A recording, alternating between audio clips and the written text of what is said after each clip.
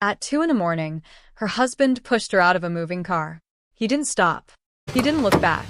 He was already on his phone before his tail lights disappeared around the corner, and the woman he had just discarded lay bleeding on the rain-soaked asphalt of a Gangnam street, alone, while the city moved around her like she wasn't there.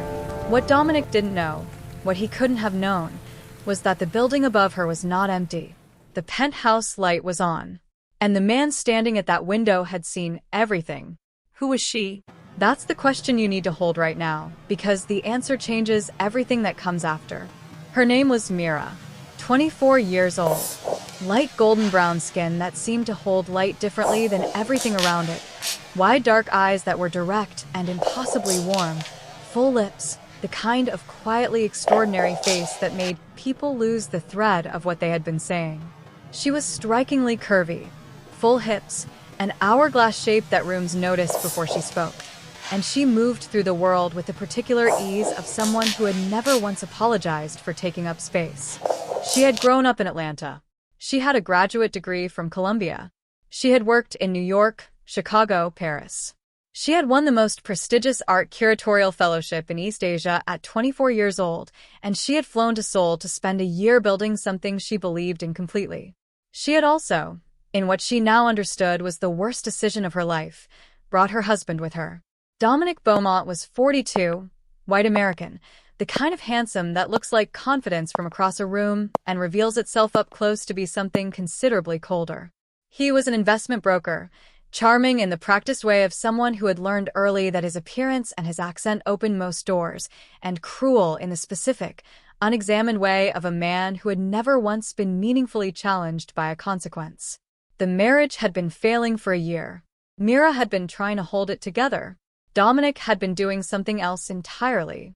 On a Thursday night in March it ended, not with a conversation, with his hands and a car door, and the look on his face in the second before he pushed her. Not rage, not guilt, but boredom. The specific boredom of a man discarding something that had served its purpose. She hit the asphalt hard. Her left shoulder took the impact. The rain pressed her dress against her skin, and she tried to push herself up and her arms buckled, and she tried again, and around her the street was quiet and indifferent, and no one came. She did not know that someone was watching. She had no idea what was about to happen to her life. Suki was 32 years old, and there was a particular way that rooms responded to him. Not the way rooms respond to fame. The way they respond to something that cannot be explained by visible credentials alone. He was Korean, and there is no other word for it, extraordinary to look at. Not handsome in the way men are called handsome when people mean well-groomed. Extraordinary. Tall, with the kind of lean, sculpted build that belonged to someone who had trained his body the way other men train their minds, with total precision, total intention. Broad shoulders, a torso that tapered to a narrow waist, long arms corded with muscle that showed through even his tailored shirts. His face was the face of something that shouldn't exist in real life. Sharp jaw, high architecture in his cheekbones, a mouth that was full and severe at the same time, and dark eyes so brilliant and so completely unreadable that people found themselves looking away before they were ready to. He wore his dark hair slightly longer than convention recommended. He moved through every space he entered as though it had been waiting for him.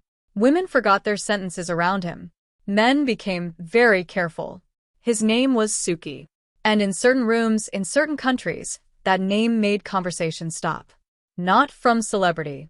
From something considerably more specific than that. On the surface, he was the CEO of Suki Holdings, a clean, elegant empire of shipping and real estate and private equity with government infrastructure contracts and a reputation for precision that made even his legitimate competitors nervous. Beneath that surface, in the spaces that legitimate power creates and then pretends don't exist, his name meant something else. Something the people who needed to understand it understood completely. He had been standing at his floor-to-ceiling penthouse window at 2 in the morning, working through the Incheon port acquisition in his head, when the car stopped below. He noticed it because it stopped in a place where no car should stop. The door opened. Something was pushed out. Something that crumpled and did not move. A woman. The car sped off. Suki stood very still. He watched her try to push herself up from the asphalt. Her arms buckled. She tried again. Something was wrong with her left shoulder. The angle of it said impact, not fall. Someone had done this deliberately. He was not a man who felt things easily. But watching this woman bleed alone on a rain-soaked street, watching no window open, no voice call out, no one stop, something shifted in the architecture of his composure. Not pity, not mercy, recognition. He had seen this logic before. Not the scene. The logic underneath it. The logic of a man who hurts something beautiful because he believes the world will let him. Suki had built a dynasty out of correcting that belief. He called his head of security with 2 words. Find him. Then he called the medical team he kept on the basement floor of his building for exactly the kind of evenings that required discretion. Street level. Now. He stood at the window and watched his people move through the rain like shadows, collecting her carefully, the way you collect something irreplaceable. He watched until she was inside. Until the street was empty. Until there was no evidence she had ever been there at all. Then he turned from the window and walked back to his desk and opened his laptop. The Incheon acquisition could wait. He had a new variable now. A woman with no name. A husband with no conscience. And a story that had clearly not finished yet. What he did not know, what he could not have known yet, was who she was. And when he found out, everything he thought this situation was going to be changed completely. The ceiling was the first thing Mira noticed. White. Clean. High. The kind of ceiling that cost more than her rent. She had expected to wake up in a hospital. The antiseptic smell. Someone else's suffering 3 curtains away. This was not a hospital. The sheets were of fabric she didn't have a word for, heavier than silk and lighter than warmth. The room was quiet in the way expensive rooms are quiet, not empty of sound but curated of it. She sat up slowly. Her left shoulder made its objections immediately and clearly known. She remembered why. Dominic's hands. The car door. The look on his face, not rage, not guilt, boredom, and then the asphalt coming up fast, and the rain and the cold and no one coming. She pressed the heel of her hand to her eye before the tears could become something she would have to explain to whoever was on the other side of that door.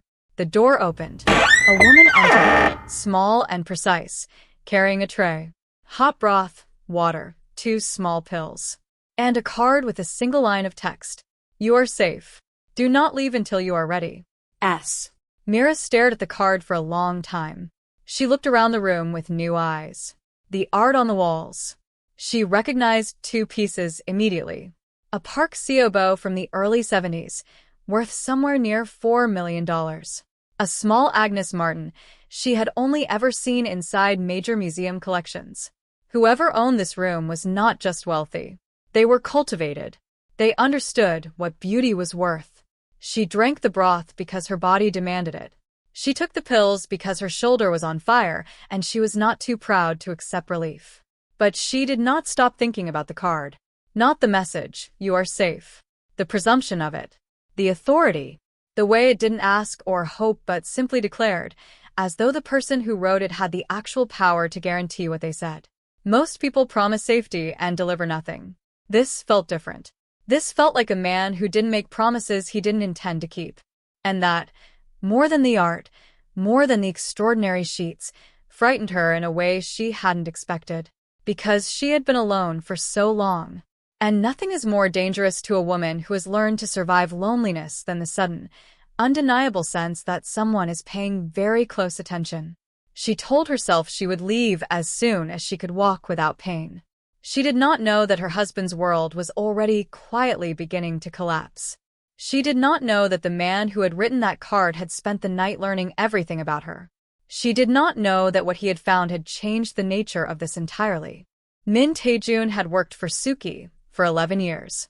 In that time, he had been asked to find people, to remove people, to make problems dissolve so completely that even the memory of them evaporated. He had never been asked to investigate a woman who had simply been hurt. That was new. What was not new was the look on Suki's face when he delivered the report. Tae-jun had learned to read that face the way sailors read water, by what was absent. Stillness where there should be movement. Her name is Mira Beaumont, Tae-jun said. 24. Art curator. She's here on a fellowship at the Haenyeo Gallery. Before Seoul, New York, Chicago, Paris. Strong record. Clean reputation. No criminal record. No known enemies. The husband, Dominic Beaumont. American. 42. Investment broker. Taejun paused. He has connections to the Guanic syndicate. Low level. More like an account they use for international laundering than an actual relationship. Suki set the tablet down. He launders for Guanic. Appears so. And Guanic operates in my city. He stood, walking to the window. He used my street to discard his wife. He did it outside my building. The word discard landed in the room with weight. He doesn't know who I am, Suki said. No. Then he's about to have a very educational week. He turned from the window. Don't touch him yet. I want him to feel the temperature change first. I want him to start making calls that go unanswered.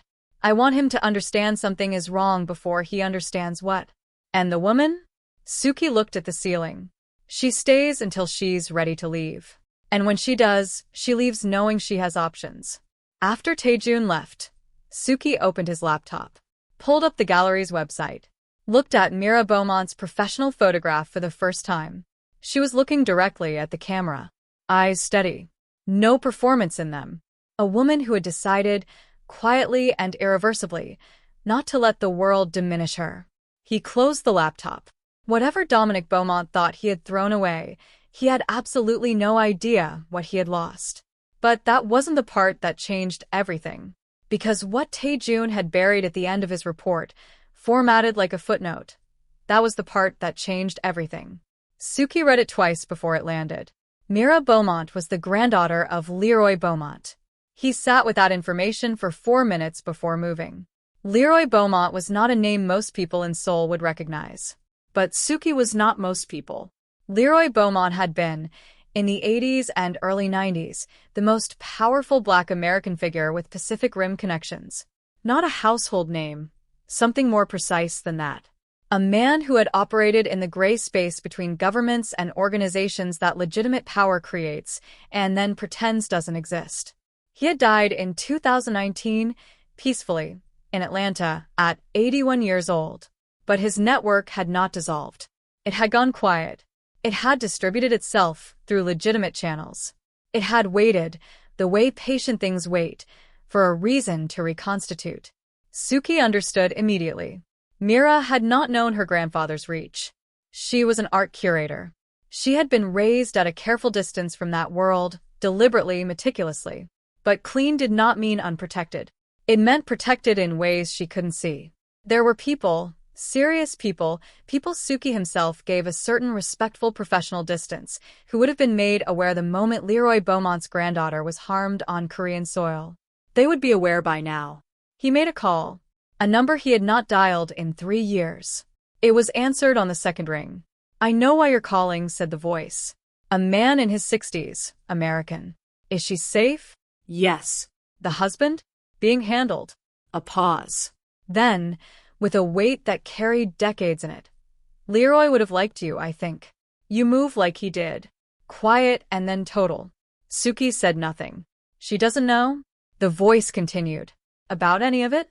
That's how he wanted it." "I know. You going to tell her?" Suki thought of the woman in his building. The professional photograph. The eyes. "Not yet," he said. "She has enough to hold. Keep her safe, CEO." The line went dead. Suki sat back.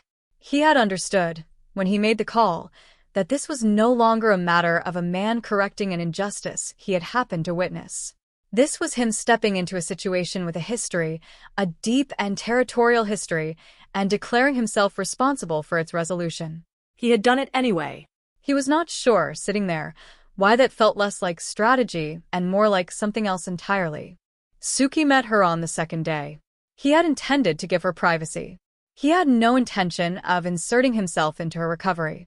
She inserted herself into his morning. He was in the kitchen before 7 when he heard footsteps.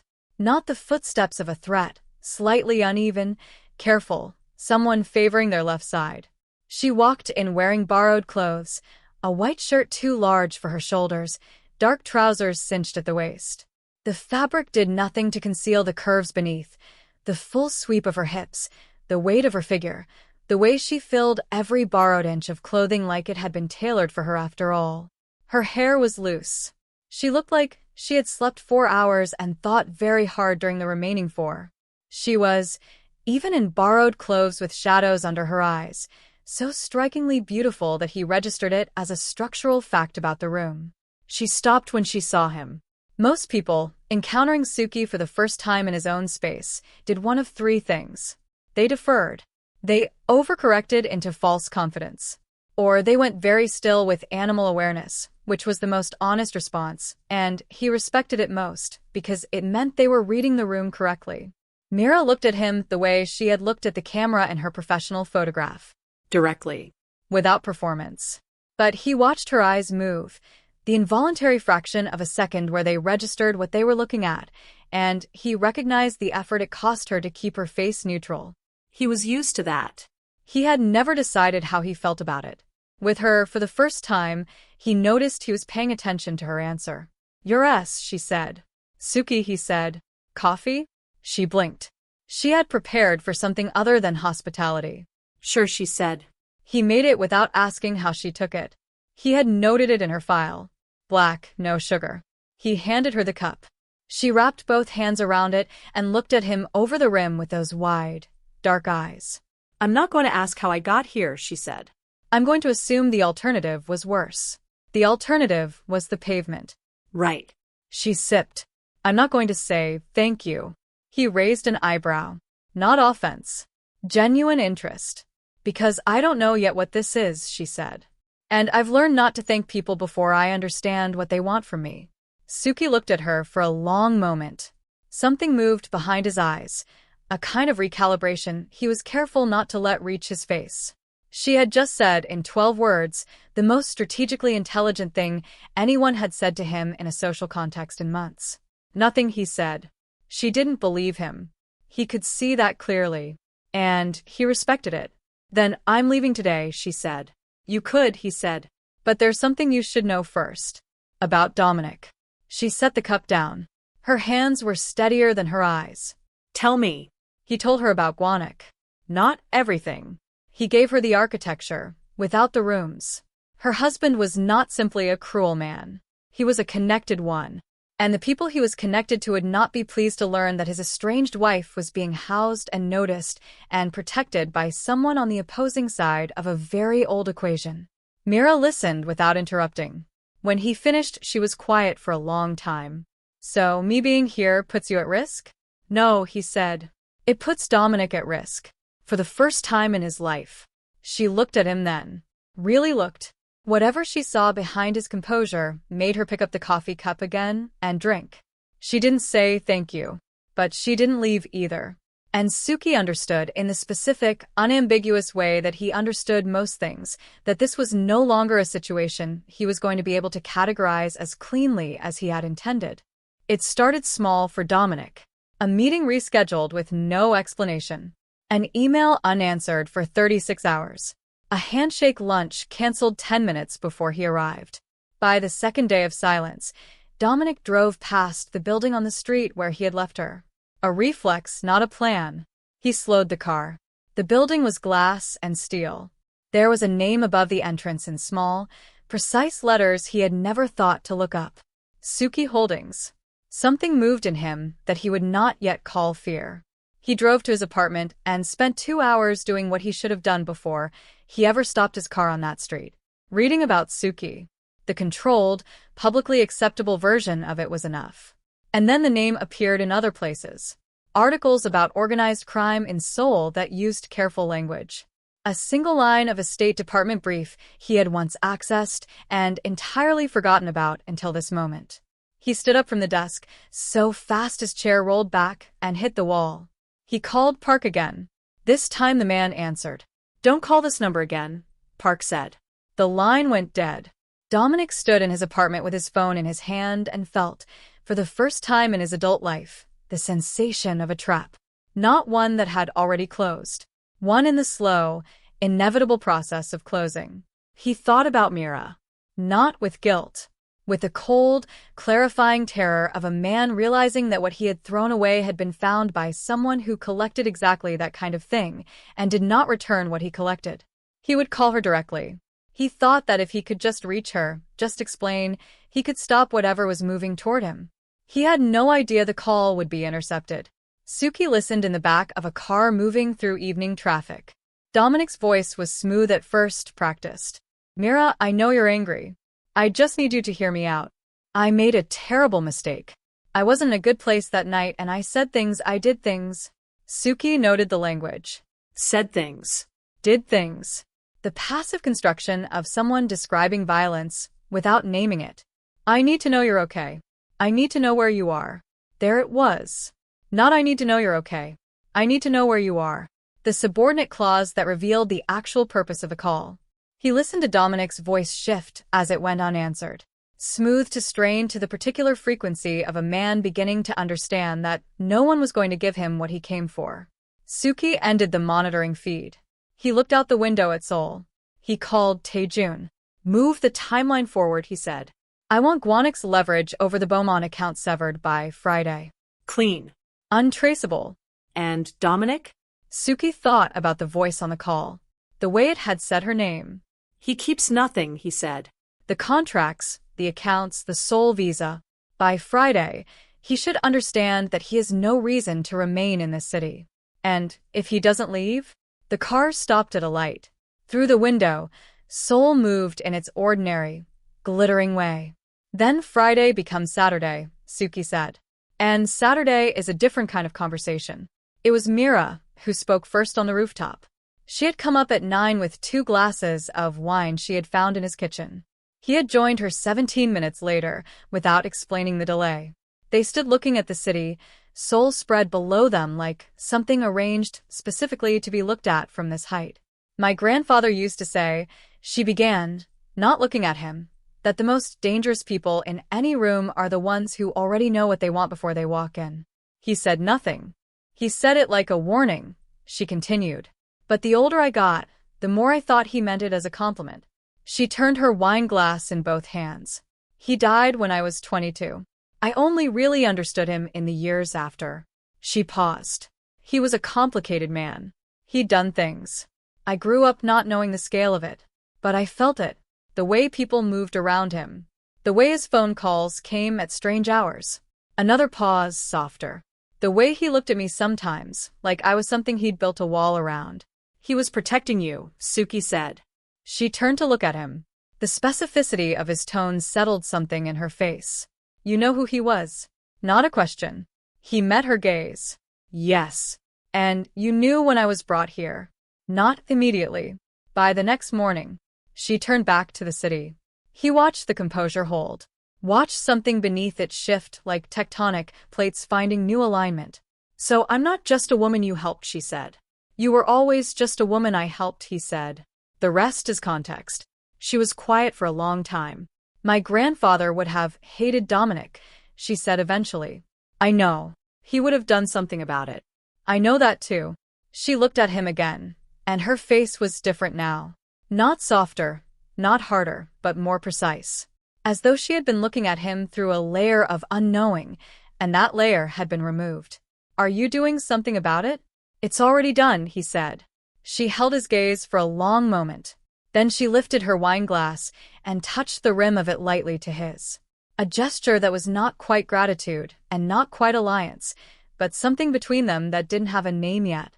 "Then I'll say thank you now," she said. He felt something shift in himself that he had been holding in place for days. "You don't have to." "I know," she said.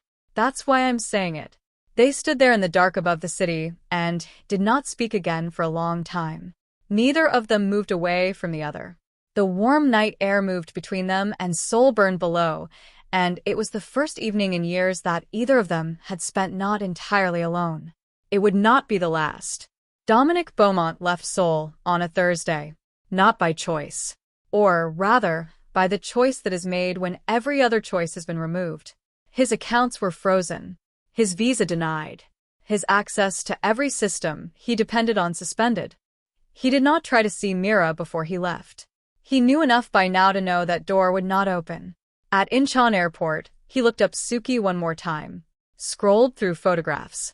The man at charity events in impeccably fitted suits, expression precise and unreadable. The man at government functions standing slightly apart from the group, the way dominant things stand slightly apart because the space around them is theirs by default. He thought about Mira. About what it meant that a man like that had looked down from his window and seen her on the street and had not looked away. His flight was called. He boarded. He did not look back at the city. 3 weeks later, Mira moved into an apartment in Mapo. Bright, high-ceilinged, with a wall large enough for the collection study she had been building for 4 months. She had chosen it herself. She had signed the lease herself. Suki had driven her without being asked. He carried boxes without being asked.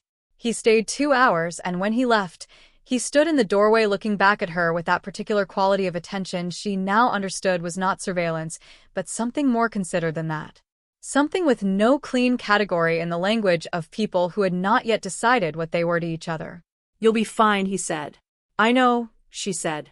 But I'm glad you're close. I know that too. He nodded once and left. She stood at her window and watched his car move through the street below, and thought about her grandfather, and about walls built around things that matter, and about the strange, precise geometry of how being protected and being chosen can, if the person is careful enough, become the same thing. She turned from the window. She had work to do. And somewhere in the city, a man who had made a single phone call and set an entire sequence into motion was sitting at his desk doing exactly the same. For now, that was enough. Except it wasn't over. Because what neither of them knew yet was that one of Dominic's guanic contacts had not gone quietly. Had not gone at all. And what he had found about Mira, about Leroy, about the nature of Suki's interest in her, was about to surface in a way that would make everything that had come before look like a prelude.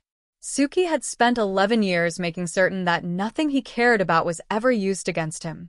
He had just made the mistake of caring about something. And the people who wanted to reach him had just found out exactly what it was.